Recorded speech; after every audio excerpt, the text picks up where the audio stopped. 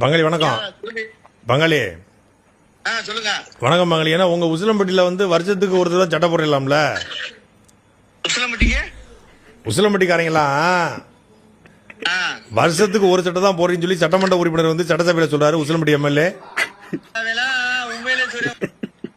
பங்காளி பதிவு பண்ணிக்கிட்டு இருக்கேன். சாட்டில லைவ் போயிட்டு இருக்கு. கொஞ்சம் மரியாதை பேசுங்க.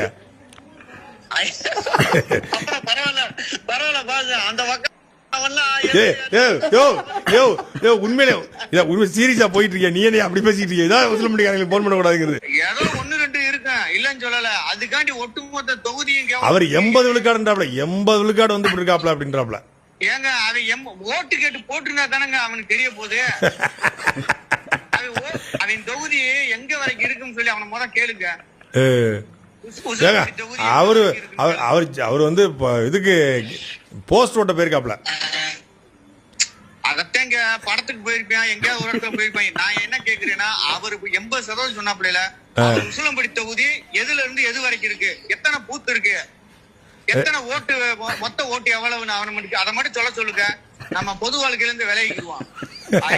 நீங்க இந்த மாதிரி இப்படி ஒரு பயங்கரமான முடிவுல எடுக்காதீங்க. எதுவாக இருந்தாலும் நம்ம பேசிக்கலாம் பங்காளி. நான் அழைக்கிறேன் உங்களுக்கு. உடனேயோட ஒரு தட்டி பொச்ச மூடி ஸ்கூலுக்கு போடா அப்படின்னு நீ விரட்டி இருந்தீங்கன்னா இன்னைக்குவே இந்த மாதிரி வளர்ந்து நின்றுப்பானா?